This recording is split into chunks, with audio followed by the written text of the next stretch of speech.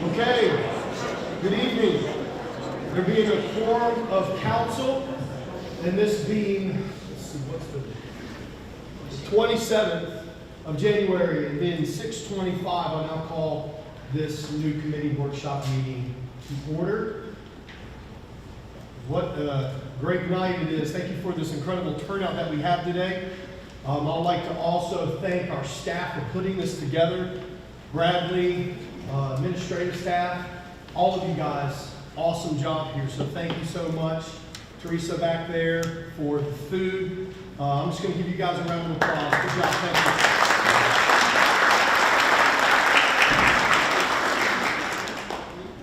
you. So today we're going to, all of you guys are here to learn a little bit more about these committees that we have for our city. This is something very similar that we've done before in the past, where what is the vision of the city? What are the vision for your committee or your boards that you are part of? And so we just want to thank you all first and foremost for volunteering. That's what this is. This is a volunteer, but it's a job, right? You know, and we want to thank you from the bottom of our hearts. As a council, we don't take your time lightly and all the effort that you put into this. But it's incredibly important that what we do is we all get on the same page, and we are here tonight to answer questions, maybe to clear up a little bit more of what the vision is for the city and what if there's any questions on your specific board or committee, what your purpose is today. So we are here to create pathways for residents to actively contribute to city decisions. And if you notice up there as I was doing the presentation, I want to make sure all of you know to do not reduce the font size in your We're also going to empower, equip current and potential members with the tools for effective leadership. And we're also here to build stronger committees that support Monroe's long-term goals. I saw a stat just the other day, and I know you're all aware of this, just how quickly this area is growing. And by 2050, we are looking to increase our population size in Union County by 50%. So now is the time for us to get ahead of this and work together as a team to make sure that we properly plan for our future. So with this workshop, this will only reinforce Monroe's commitment to transparency, inclusion, and progress. So, yes, I am Mayor Robert Burns. I've been mayor here now for a little over a year, and it has been an honor of a lifetime to be here. I wouldn't have it any other way. I'm grateful for the opportunity to serve and to make this city better. But here's the thing, I know that it takes much more than just one person to do anything. It takes much more than one person on this council. It takes every one of us to work together.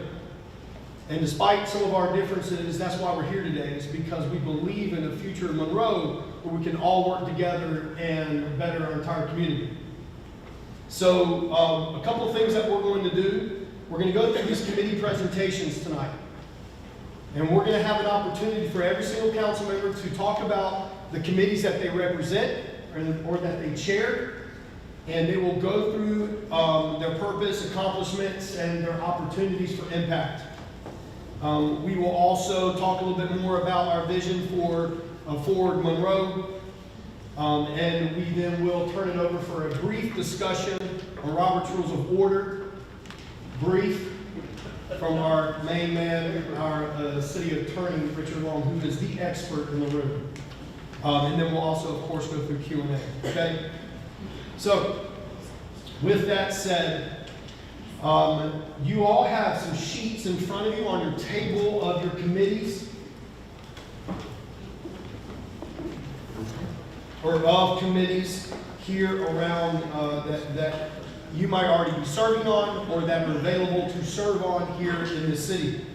So I'm going to go through, like I said, each council member, starting with Councilwoman Anthony, and allow her to talk to you about her committees and what she's looking for the committees that she currently serves on and that she chairs as well. Councilwoman? Good afternoon. rate, we're awfully glad that you came out today. We know you're busy people, you have lives and jobs, so thanks again for coming. I chair the DEI committee and the Winchester Revitalization Committee. We have, I don't know if we've got committee members here or not on each of those committees. If you do, raise your hand, please. Thank you. Thank you. Ms. Osgood's work is on the Winchester Revitalization Committee. Now we'll talk about that one first. The Winchester Revitalization Committee meets the first Thursday of every month at 3 o'clock. We are in the process of revitalizing the Winchester area. Many people don't know, but that is the oldest African-American neighborhood in Monroe. It dates way back to the early 1900s. At one point, that was a self-sustained neighborhood due to segregation. And over a period of time, some of the original homeowners have died, and now their children maybe have property, but it's become a bit blighted. But due to the phenomenal history that's there, we are going about revitalization.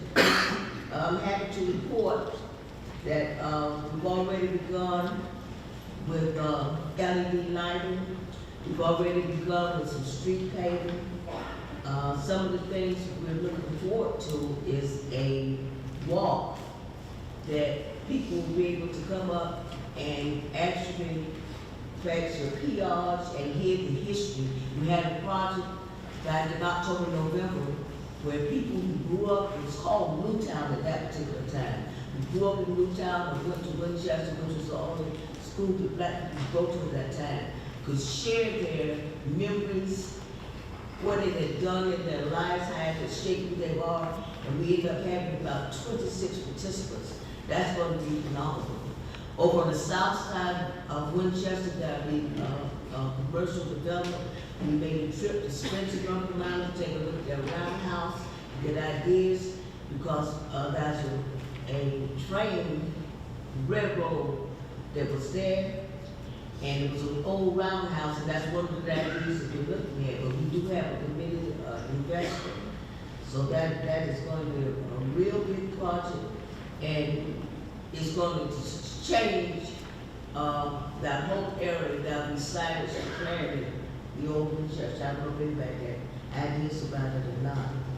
I could share more. I think I've given a good idea of what it is and what it's about. Other questions? Okay. The other committee that I chair is DEI committee, and that stands for diversity, equity, and inclusion. Now, our DEI committee is about 4 years old.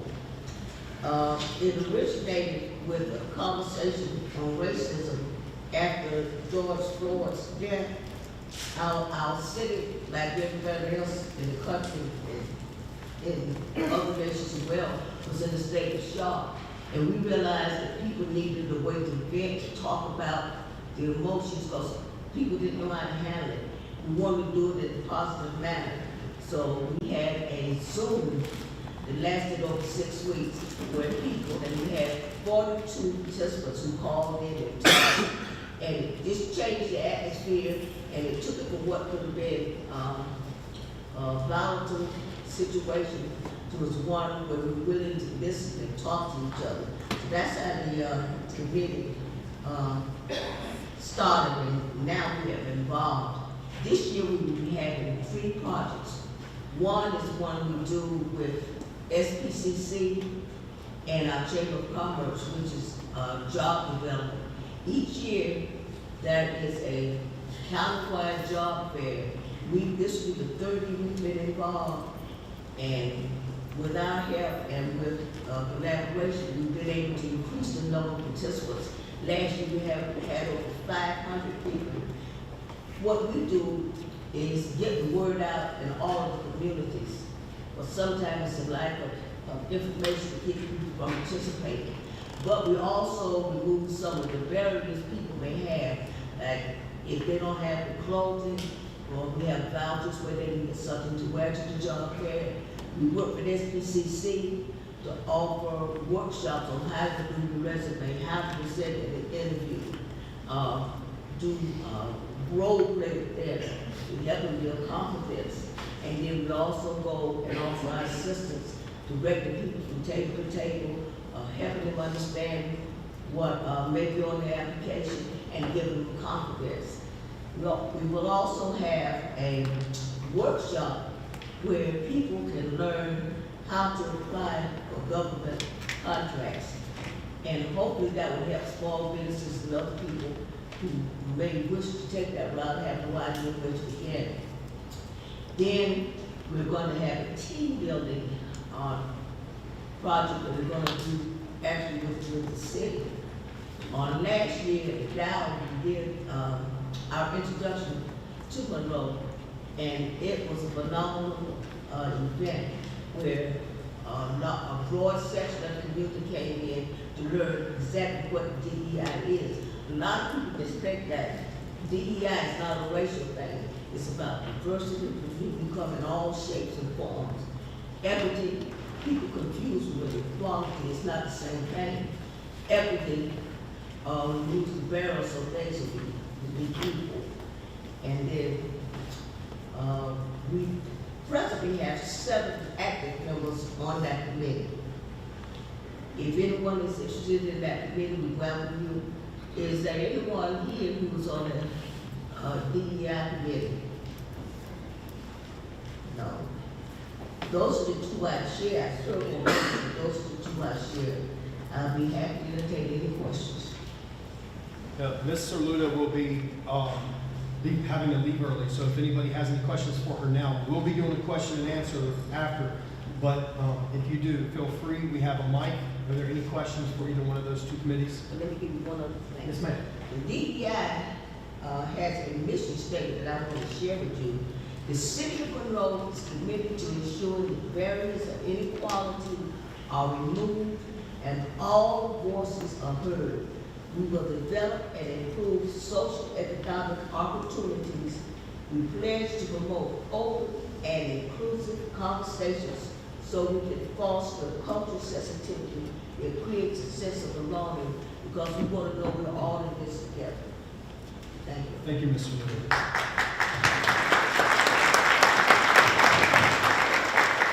We can still answer questions about either one of those committees when we get done as well, if you think of any, because like I said, she will have to be leaving here soon. I highly recommend also every one of you look at the Winchester Revitalization Committee.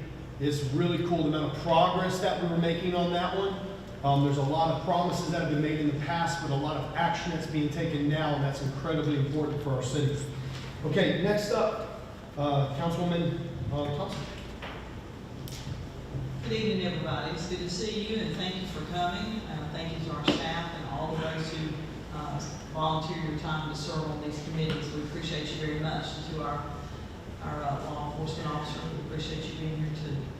I chair the General Services Committee as well as the Special Needs and Disabilities Committee. And I also serve on the Public Safety Committee, the Public Enterprise Committee, and the Winchester Revitalization Committee, and that one happens to be my favorite. I just love all that's going on here, so no shade on all the other ones, but that's just my favorite.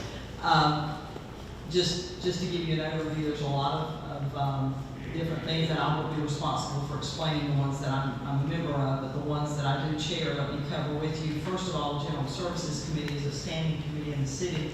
I do chair that. I serve on that committee along with Councilwoman Anthony and Councilmember Anderson. And I'll just review very quickly what the purpose of the committee is.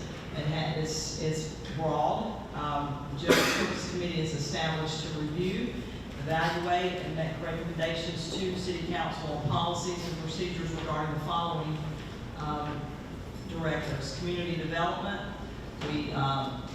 We deal with outside agency funding requests, opportunities for community development initiatives, targeting low and moderate income area and individuals who have needs, and how we can meet those, partnerships with other agencies and contractors to accomplish housing and community development goals. customer service, evaluate customer requests and issues and improvements to the customer service policy. Employee benefits, we consider and make recommendations to council regarding matters related to the city's comprehensive insurance programs, including medical and hospitalization policies, workers' compensation, and property casualty liability insurance. Facilities, we review and make recommendations to the council regarding existing facilities, renovations, additions, and new facilities as needed to provide support for employees and citizens, the naming of those facilities, and other city assets in honor or memory of deserving individuals or entities. In the financial realm, we review and make recommendations to City Council regarding existing financial and budgeting policies and practices to ensure strong financial and budgeting policies and practices.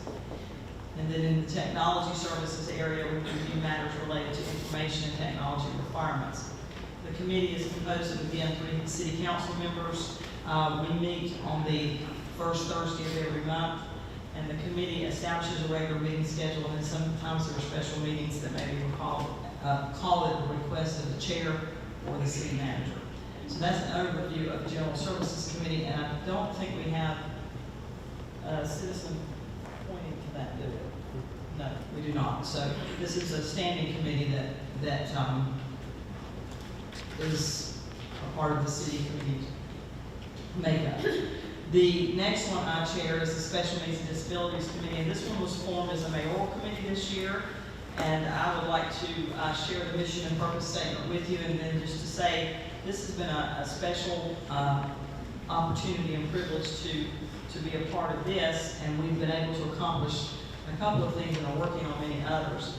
And we've had some real good discussions and dialogue. And if you remember, and I see a few of you out there, and I've gotten to speak to, I spoke to Melinda C. Kelly. If you don't mind raising your hand if you serve on that committee, that would be great. Awesome. There's Karen, and then Ryan Jones, I see you back there too. All right, great. Yeah. So these folks are they're passionate about this committee, and I want to thank them for all that they bring to this particular mission and purpose statement. Let me share this with you if I may.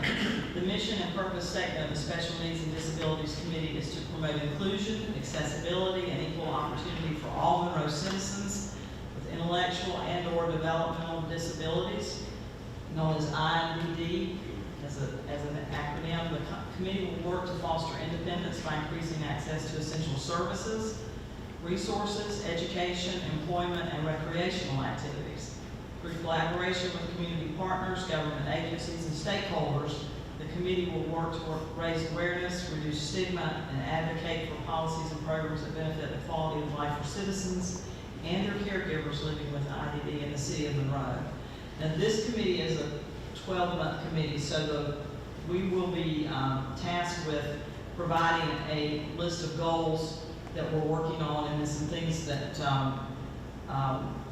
we will be gathering information from by May and to council. But we have, if you've been able to access the website, there was a community survey put out just a few weeks ago to gather information about special needs and disabilities in our community. And if you have not had a chance to look at that, I would encourage you to do that. We have been working on signage policy for, that was an interesting discussion. We came up with a signage policy where you can actually request a sign to place in your neighborhood. It's called an autistic awareness area, basically, and that's a state standard sign. So, but that can apply to many things, and so we were able to talk about that, and we're working on the wording on that policy. And then we've had some special guests and special circumstances where we've been able to discuss how we can move some other requests and needs forward. And I look forward to being able to present in May a comprehensive goal list for the council to consider for us to move some of these initiatives forward and create an awareness that this has been able to shine a light on. So that's been a great privilege. It's my privilege to serve the city of Monroe, and I thank you for the opportunity.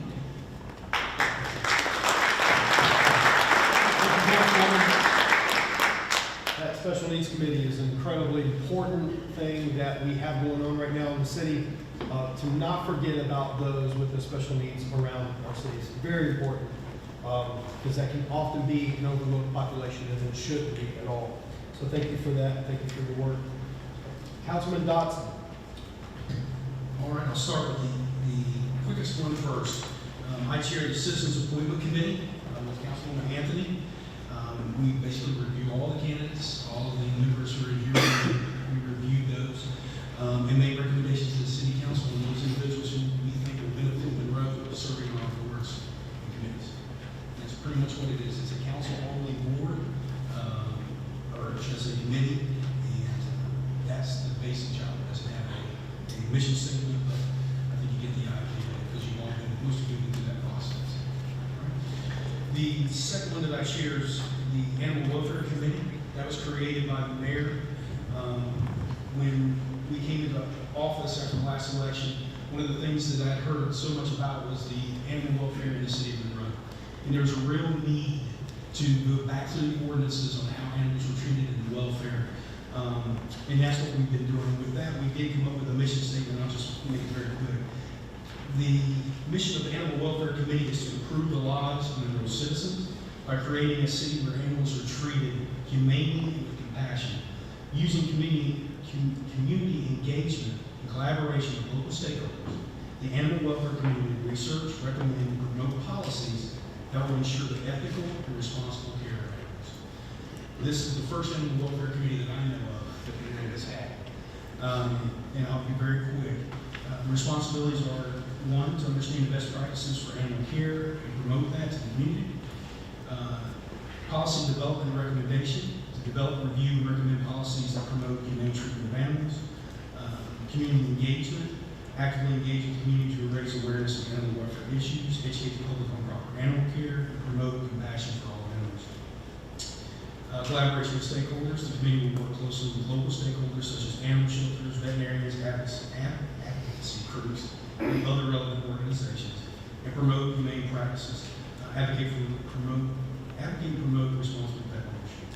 So let me just say this: how a community treats its animals is going to affect how it treats its youth and everyone else in the community. It reflects the true soul, I believe, of the community and how you treat your animals. And we wanted to make sure that we didn't have animals tied to trees, tied to cars, and they were treated humanely. The other thing that we really worked hard on with the legal section was to make sure that instead of civil penalties, these had criminal penalties to give some teeth.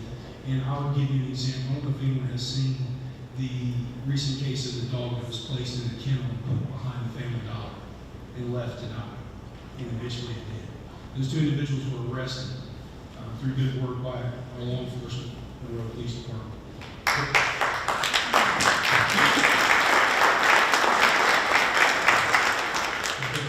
But those cases happen, and they happen more often than you think.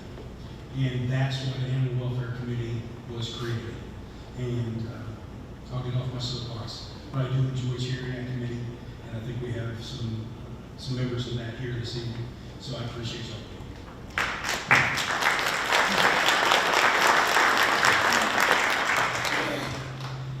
I chair the Public Safety Committee. It does not have a mission statement, but I came up with one, so let's see how this goes. Public Safety Committee is committed to advising the City Council on public safety matters within Monroe, focusing on policies, services, and operational strategies for police and fire departments. The committee works to ensure that public safety services effectively meet the community needs, enhance resident well-being, and promote efficient resource use. Through regular evaluations and recommendations, the committee supports improvements in service delivery, training, and emergency preparedness to maintain a safe and secure environment for all residents. Public Safety Committee is exactly what it sounds like. If you want to serve on that committee, you have an interest in law enforcement or public safety. It's dedicated to review and advising the City Council on a range of matters related to public safety within Monroe. I had to come up with some responsibilities. And being a law enforcement officer myself, we have all kinds of responsibilities. And so I can't list all the responsibilities that we talk about on a monthly basis in that committee. because they have some of the most direct effect, I believe, those recommendations have a direct effect on your daily lives. Be that training officers are going to get, be that equipment that they're going to get, that committee, to me, has a direct effect on our public safety, which has a direct effect to face-to-face communications with the citizens. So, I'm not sure if we have anyone here from that committee. But I will say this, Miss Angie is in the back, and she is one of the best staff members that we have. And she won't take credit for that, but she puts up with the animal welfare committee. For me, I forgot to say that earlier. But, so, I encourage you to become part of the public safety committee. I believe we have 2 vacancies. The animal welfare committee does not have any vacancies currently. But I would recommend that anyone who wants to apply for the vacancy in public safety to do so. You have a direct effect on the citizens. There you go. Thank you, Mr. Smith. Everyone should have, remember, you should have a sheet here on your tables. If not, where it actually shows and lists all the vacancies per committee that we have, okay? So as we go through, if you see anything that you're interested in, please check off, circle it, whatever, and make sure you get back to us by the end of tonight or the next couple of weeks, okay? All right, next up, Councilman Anderson. Good evening, everybody. Thank you for being here. And thank you for your time. We know that you volunteered to serve on these committees. We certainly recognize that and appreciate that. I want to give a brief shout out to our city clerk, Bridget Robinson. Bridget makes sure that all of the notices go out for these meetings, and she had the task specifically for this one to send out a lot of notices because we had to send it out to every single committee member. And legally, we could not have these meetings if it were not for the work that Bridget does to make sure they're properly posted and noted. So thank you for reaching out. And I will say this, I just noticed that our entire police department command staff is here, so shout out to them. You were in the safest building in Monroe, right?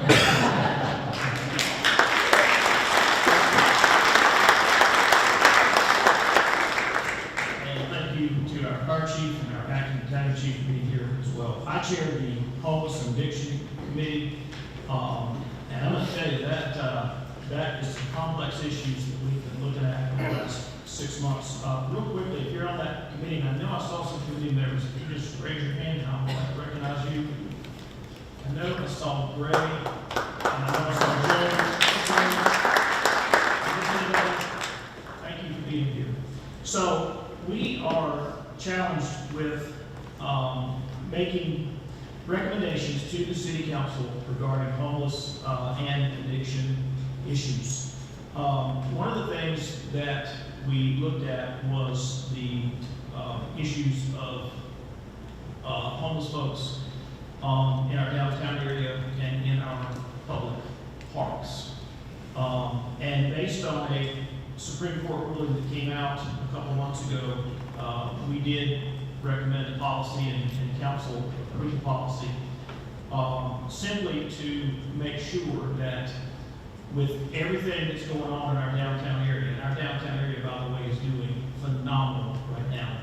But this policy is simply meant to make sure that we don't have anyone camping or sleeping or putting up tents in our downtown area or in our public parks. I think that we certainly have to ensure the safety of our citizens. We know that many families and children are out and about in our parks and our downtown. And we want it to be, our city properties to be safe for everyone. I want to say this on the drug addiction side. We have looked at areas in the city where overdoses are occurring the most. And I'm gonna tell you, it's astonishing. It is not uncommon that we could have 3 to 4, sometimes even 5 calls for overdoses a week. And I'll tell you, our fire personnel and our EMS personnel do a and our police. They do a phenomenal job. All of them are equipped now with Narcan. They all know how to use it. But sadly, in some cases, they are having to give Narcan to the same person multiple times, multiple different occurrences. So it is a hot topic right now that we're looking at. We are hoping to put a city-sponsored billboard to raise awareness in some of our areas where we see overdoses occurring more frequently. But it's an issue that we are talking about because it is a real issue that is out there. So I look forward here in a couple of months to making that final presentation to City Council. And other than that, again, thank you for everybody being here tonight.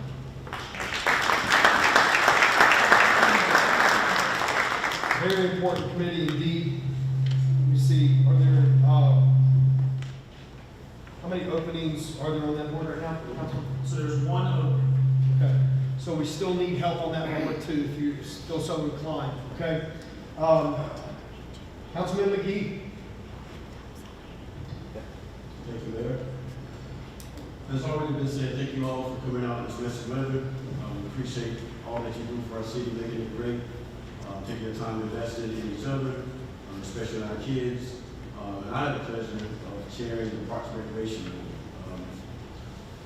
This is a very important board and commission for me. I teach in Parks and Rec. I worked there for about 14 years before I became a council member, and it means the most to me that we provide opportunities for our families, and for our kids, for the community to play, for wellness, and to grow strong. So I thank you for that opportunity. I want to talk a little bit about what we do.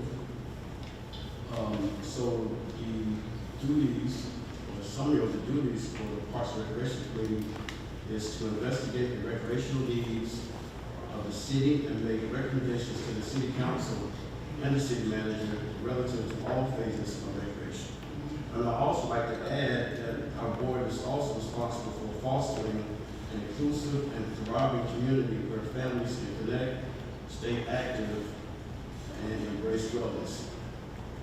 Our commission is made up of 7 members.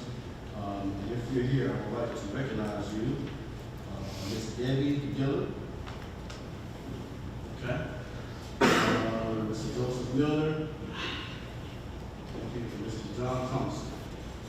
All right, thank you guys for your service. Thank you.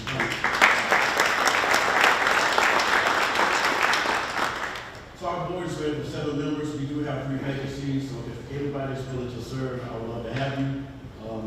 We are in the process of making a lot of good things happen in Monroe. We are in the process of having some pickleball courts that we're really excited about. A pump track and a skate track is something that we are looking to do. We've had a lot of interest in both of those, so we're very excited about those activities and those events. We meet on every 3rd Thursday at 6 o'clock. However, due to a schedule change, we will be meeting tomorrow at 6 o'clock at Field Baseball Center. So if not doing anything tomorrow, stop by, say hello, and join us. We'll love that. Thanks so much.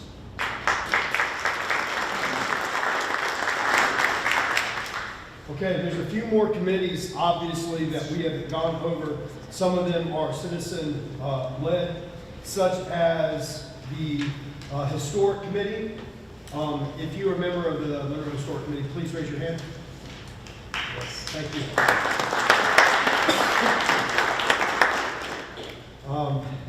Let me see, Ms. Jennifer, can I put you on the spot? Oh, Lord. Would you like to give a synopsis of the Historic Committee? I have a microphone for you.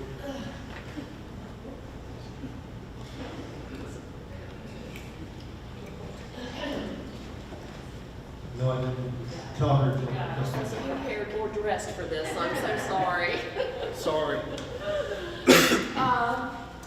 I am vice chair of the Historic Commission here in Monroe. I've lived in the Historic District for 37 years.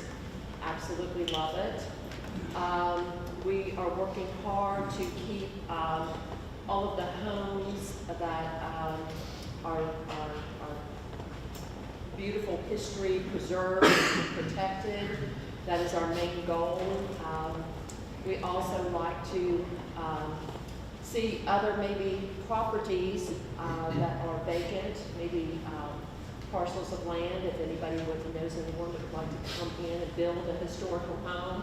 I'd love to see even a subdivision of historical homes, kind of remake that. But basically, that's kind of our theme, is to protect and preserve all of the homes. And we're very proud of our district. And if you'd ever like to come to a meeting, please do. We welcome anybody that even doesn't live in the district. So thank you all so much. Okay, anyway, one more. And then also the planning board, where she is actually the chair. The planning board, yes. I am chairman of that currently also. We also are looking to help generate future properties, maybe buildings, code enforcement of properties, just anything that involves the city, the whole city of Monroe. We gather together and present ideas also to city council. They come to us first to kind of get our recommendation to give to city council. So it's something that we are very actively involved in and want to see the further growth of Monroe. So that's kind of where we are with that also. So thank you all so much.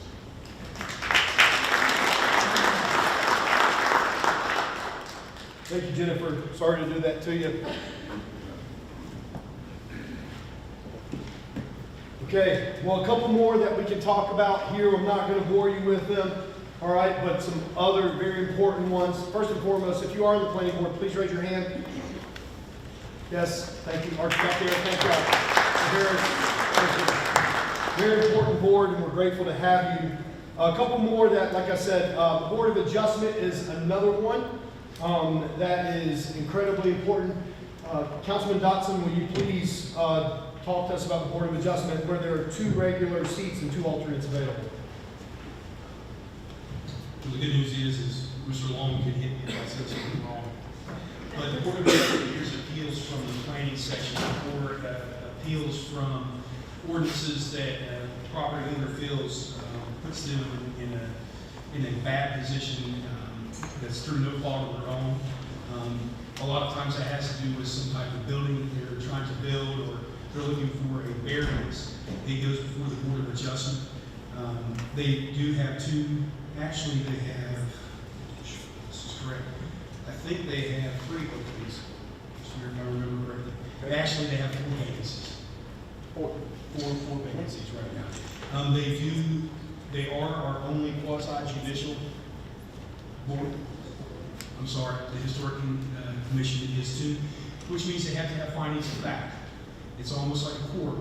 You can't just come up with your own vote. You have to have findings of fact that can stand up to an appeal in Superior Court. So, it sounds more complicated than it is, right? The UDO, which the UDO team is in the back.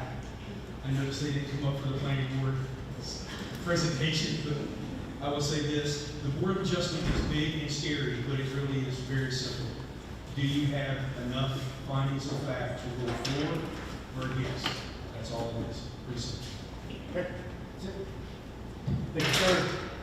A couple other ones. Monroe Tourism Development Authority. That is one that I chair myself. There are 3 seats available. And at large, a hotel rep and a restaurant rep. This is to promote travel, tourism, and conventions, sponsor tourist-related events and activities in the city of Monroe, and etc., and carry out the duties and the purposes set out in North Carolina session law. So this is something that was created, I believe, Mr. Attorney, back in 2008. Is that right? Something along those lines, close to it. So we get to deal with the tourism tax coming into our city. If you're a part of the Monroe Tourism Development Authority, please raise your hand. Yes, thank you guys. Our Vice Chair, Ms. Pat Knell, has done an excellent job as well, who's with our Union County Chamber of Commerce. She's an excellent voice for our community. It is an absolute pleasure to serve on that committee. It's really fun, as a matter of fact. So if you're looking for another opportunity to serve, it's a good one to look into, where we get to really talk about marketing for our city, and in the grand scheme of things, it's really neat. And so it's a really fun group of individuals who are willing to kind of pour in and talk about the vision of the city and how we can appeal to the people outside of Monroe, right? You know, and not only that, of course, still get the word out and everything that's going on to the people who live in Monroe, because we all know that's also a problem too. So that's always fun. And we also have the Monroe, you'll see on this sheet, the MUC EDC. I'm going to push pause on that one, and I'm not going to talk about that yet, other than that has just been disbarred. Basically, we have our own economic development office, which is a huge praise for our city, where we get to spearhead the direction of our city on our own, not just with having input from maybe Union County, which we appreciated their time and efforts with us, but now we have the ability to drive people to Monroe. And that's a real exciting thing, because it's all about expanding our economy. And we have an awesome event coming that we have been planning now called Groundhog Day. That is next week. This is basically the pinnacle event that we are going to use as like a launching pad. We have some incredible news to share with you guys too. And I think, Buddy, we're good talking about that? Okay. So, is anybody here familiar with Buddy Sprouse here of Monroe? Anybody? Okay. Buddy Sprouse is a long-term, or his family's long-term residence here in Monroe, North Carolina.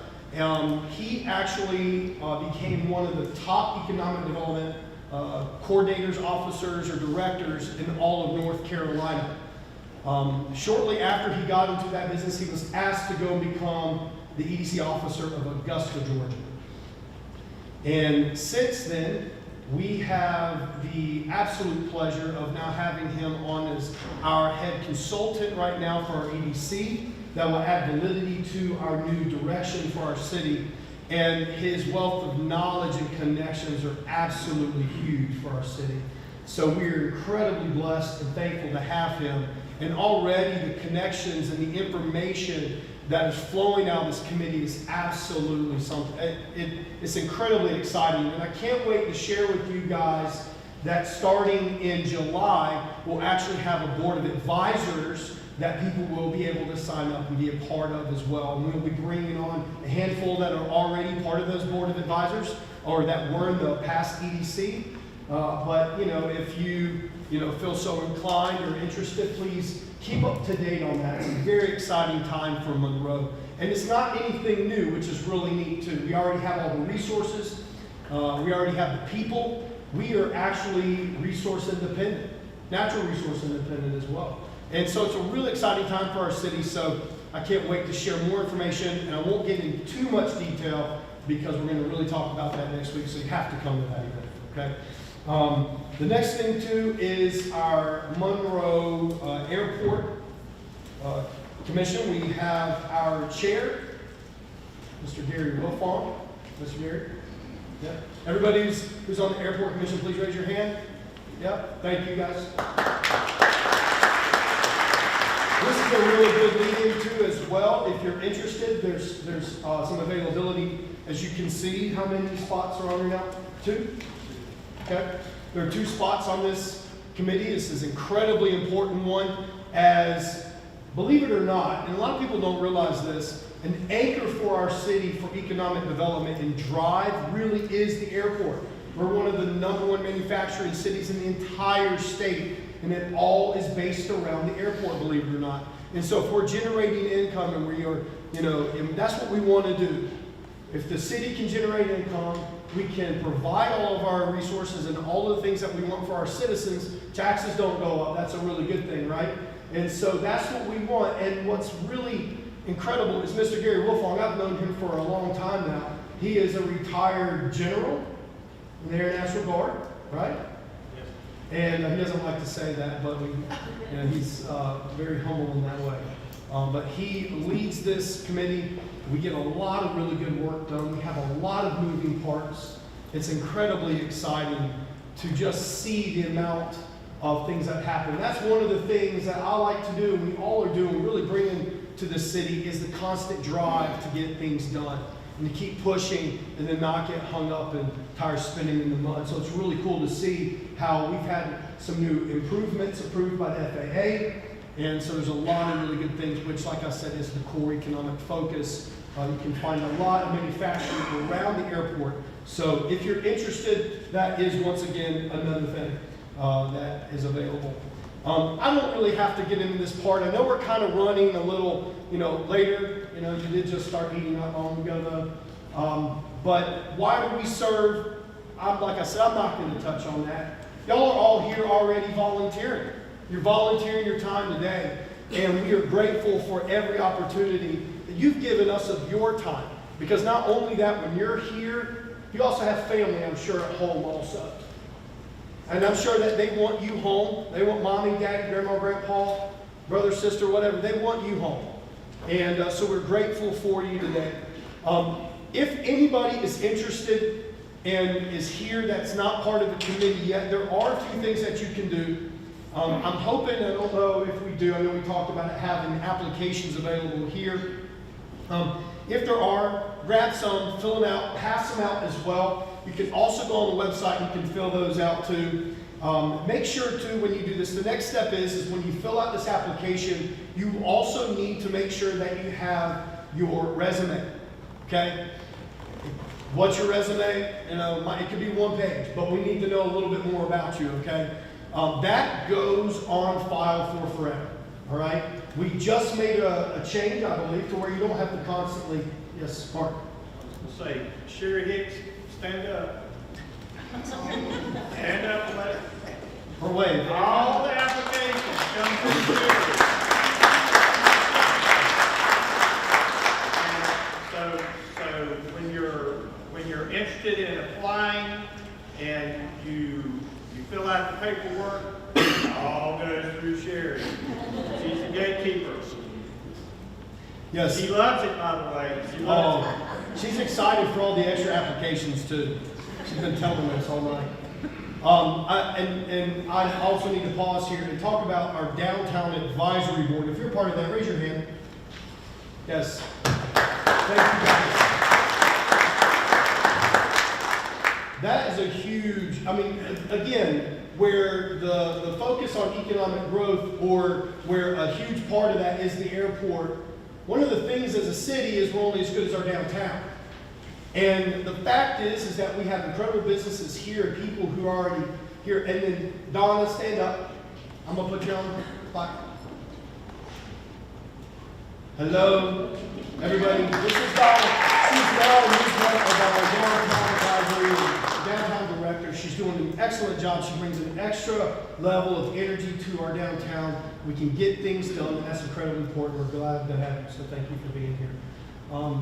So again, everyone who is serving, it is very important for us to feel like we're moving in the right direction. And I definitely feel that we are, especially with these new positions. We also just filled a lot of positions in this downtown advisory board, which is awesome. And that's a huge plus because we want your input. So thank you guys for all being here. Okay, so then the other thing, let's just get into that, your resume, then the final step is you need to make sure that you're a part of at least one meeting, okay? Again, we won't get into this, we've already been through this, the first part. So I'd like to quickly, and he'll be happy to be very fast, turn it over to our attorney, Richard Long, and talk about our Robert's Rules of Order. I will be quick. I'm Richard Long, I'm the city attorney, and I actually, the other attorney in the city is Terry Scholler, he's our senior staff attorney, and also the upcoming man of the year, so we're right out there.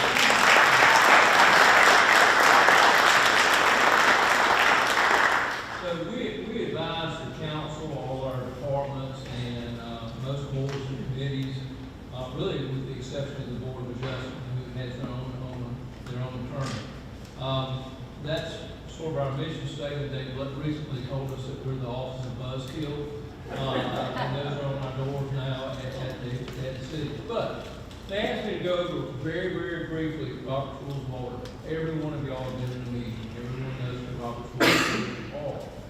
But you guys are all very valuable to the city. You all have different backgrounds, and sometimes you have different passions. And every now and then your passions kind of over. And so that's why we're going to go over these rules very quickly. Rules of order, really, they're rules for conduct. And the purpose of those rules of conduct is to allow everyone to be heard and to make decisions without there being confusion. The guiding principles of these. One, everyone has a right to participate and speak before anyone else speaks for a second time. The second one is only the most urgent matters allows you to interrupt a speaker.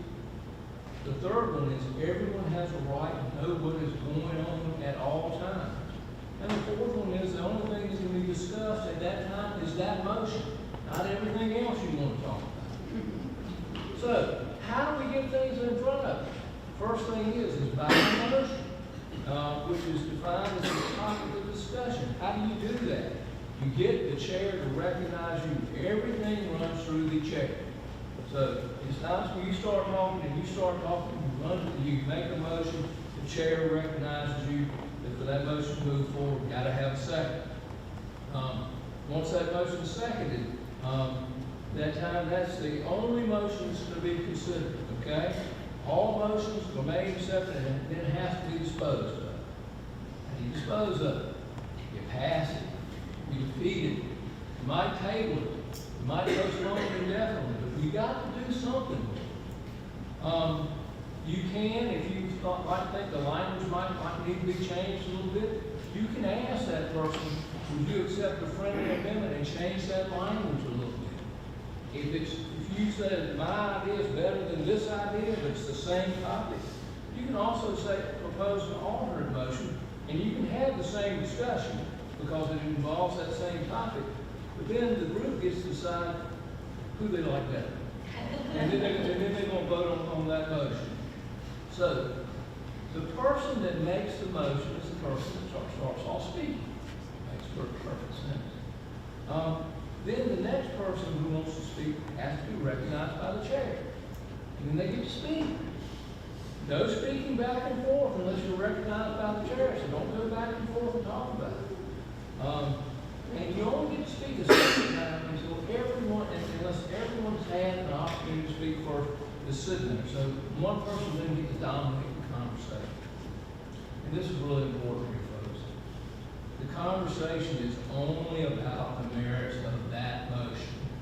It is not about anything else that you saw a hamburger flying through the sky. We're not going to talk about that. So address the chair, wait for you to recognize.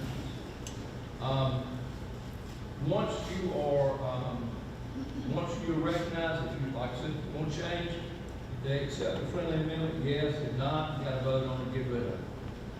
If you want more time to study the issue, you say, I don't really understand it, you can make a motion to postpone it. You can postpone it or table it, and it can be indefinite, or postpone it to a later time. And most times you want to hear that motion at some point in time. Let's say you've been in a meeting, it's a long meeting, I'm getting close to the meeting, and you want to end the debate. Well, a lot of people want to say, well, I called the question. Well, calling the question, the first thing is, everyone has to have had an opportunity to speak before you can make that motion. Then that motion to call the question has to be voted on, and it has to pass by 2/3 majority. Then, once you vote on that, then you can vote on the motion that you've been talking about. But that's the way you can make people stop talking. There's some motions that can't be debated. A motion to adjourn is not a debatable motion. A motion to recess is not a debatable motion. But you do need to have a second for those things. You can't just say, I move to recess and get up and walk out. All right? Remember, your chairman runs the meeting. Let your chair recognize you and run that meeting before you start talking. Your sample order of business is really a call to order. You presented an agenda. Once you identify conflicts, you approve minutes, you do your business, you have any announcements, and you adjourn. The point of all this is that it allows everyone to speak. It allows debate where everyone can hear the debate. It allows people to get their chance to speak and be recognized. The easiest part about all this, your mamas and daddies taught you this, is just be courteous. That's all you really want to do. That's all I have for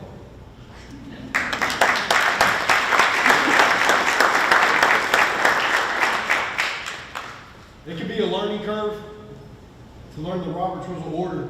If you have any other questions, I encourage you to go to YouTube. It really can help, okay? Something that I've gone through and studied and learned, and so has the rest of our council. We've done an excellent job learning that and growing in Robert's Rules of Order. It gives everybody a fair opportunity to speak and without being interrupted, and that's incredibly important so we can get the business of the city done, okay? So that's something that we encourage. However, I do want to make a point to say, Richard, I think I'm right here in saying this, that this is not something that is in our charter that the committees themselves have to operate in, okay? That is not the case for the city council because we can't.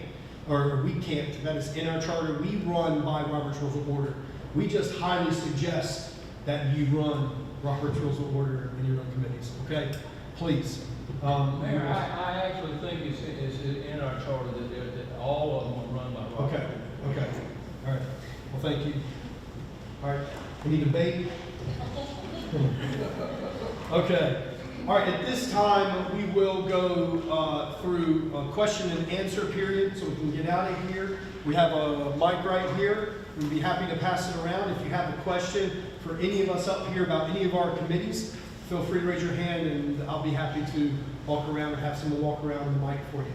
So, take it away. Any questions?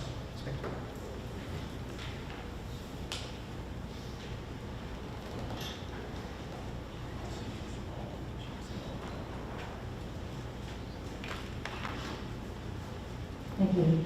I'd like to address this to Councilman Anderson and Dodson for the committees that you're both on.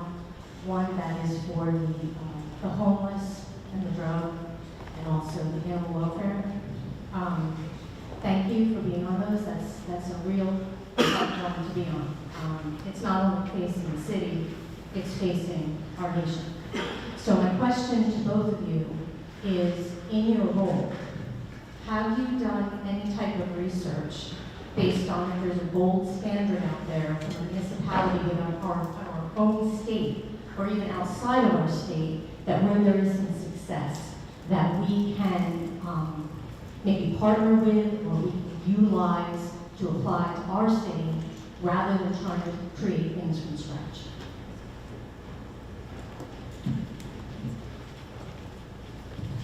I'll say this. With the Animal Welfare Committee, the state, I'm going to try to pronounce this agrarian, I guess it is. There's still a lot of people that have farm animals. They still believe in a more rural way of treating animals. So within the state, it really is a ragtag municipality, still kind of go from about 30 years ago. One of the things that I tried to do in looking at making some of the changes in animal welfare ordinances was to see, one, who has the tightest, and two, who has the least, and try to be somewhere in the middle that will serve the citizens of Monroe with some common sense. There is no real gold standard. The gold standard is we don't have people leaving dogs in kennels behind family dog, because there is a deterrence to that. To me, that's the gold standard, I guess. But as far as Animal Welfare Committee, no. But with what you're on, I don't want to get too far, but with what you're on in the planning board, yes, I think because there's so many planning boards, I think there is a standard that you need, and I think that we in Monroe have pushed, as certain council members have really pushed for, giving you the ordinances that you need to set the standard for controlling growth, controlling density, and controlling those things that are going to affect our infrastructure in the future. I know that's not what you asked for, but I wanted to make sure that you understood for that particular area. So. Well, I'll just add one thing. We relied heavily on a lot of our local officials for data and for direction. But one of the things I would like to point out was this happened recently, and I was very impressed with what was able to be done. The homeless shelter, we worked very close with them. We've had some very cold nights lately.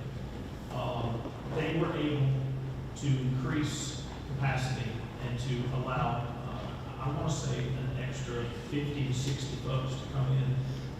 They had a warming station.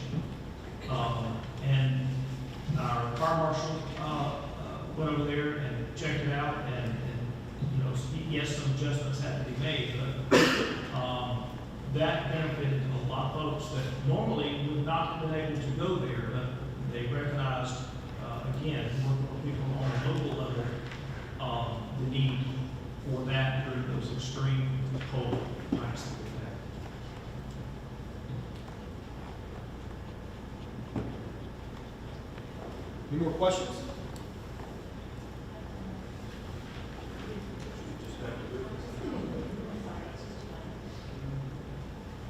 This goes probably to Richard, but also to Mayor, is with the new legislation of the SB 382, I know that it hits the development part within the planning board and the city council, but does all the stuff that we're talking about tonight and the growth, especially like the EDC and also the independence that Monroe has for our growth, does that bill also impact, does that bill also handcuff us in some way to not go to the extent of growth that we're looking to go? The easy answer to that question is yes, that bill does handcuff us significantly. We'll be making a presentation to City Council about the bill. Everyone's aware of it. But yes, that bill was designed to take away municipalities' abilities to control its own growth. And it is something that we are actively participating in discussions right now with our legislative representatives. And we do have a legislative breakfast coming up. We'll be bringing it up to them as well, talking about it. But it does. It handcuffs us when we able to make those decisions. So hopefully, from what we understand, at least from what we're getting feedback, is that certain individuals in our representation are not okay with that. And so we hope that we potentially get that fixed. How much can the planning board do? What is our availability to be able to,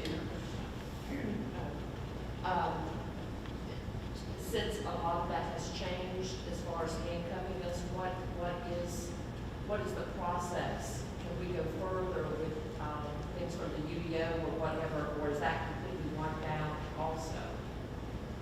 Anybody would like to answer? I don't think it changes how you do business because we're not going to, the planning department is, and the legal is probably not going to advise them to send you anything that's going to even come close to getting into the weeds with 382 until there's some kind of idea on, you're just stuck. All the changes that we made, luckily we made them prior to 6 months ago. Had we waited some of the things that we did to change the density and those type of things, they would have been gone. And so I don't think you need to worry about it because I don't think legal's going to send anything forward that's going to challenge that at this one moment in time. But where it really affects you is through the uses. But we can still make recommendations. You can make recommendations. It won't affect the way that you do business because the people who come to you are voluntarily asking for changes in the UDO. They're willing to give something to get something. And I will say this about the planning board, not trying to keep us all here. You are one of the faces of the city. When people come to see you, they're coming because they're terrified that their neighborhood's going to be taken over by a bunch of residences. They're afraid that there's going to be traffic and they're not going to be able to get to work, on time, and those type of things. So I would just say that that's a very hard board, but I wouldn't even worry about 3. There's nothing that's gonna come in front of you. Everything, most things that come in front of you are things where people are wanting the city to give them something and they're willing to give something in return. So, And I also think you gotta remember that bill really talks about if someone wants to do it, if they're voluntarily inclined, they can do it. It's with the consent of the property owner. That's right.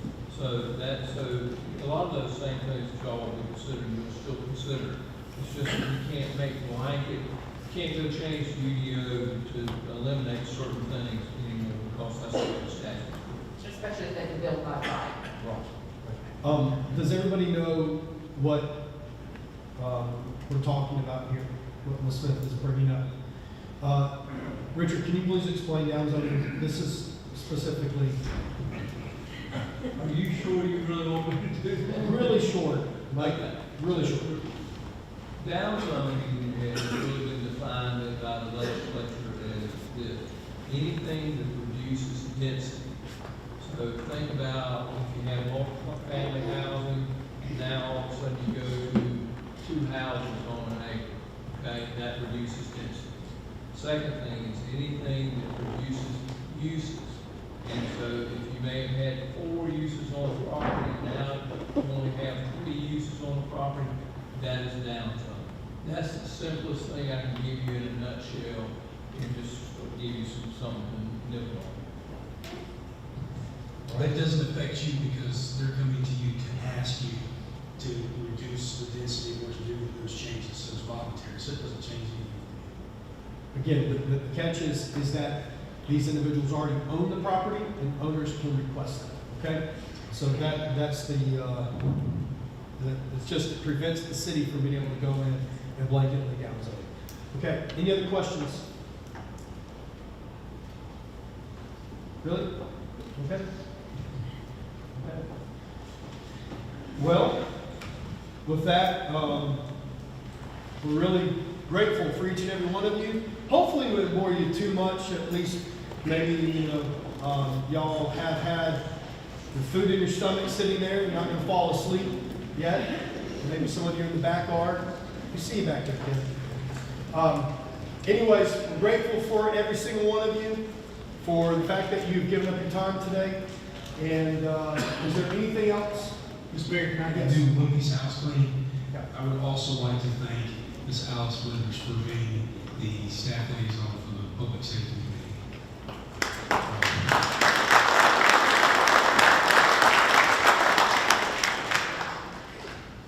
Well, with that, do I hear a motion to adjourn?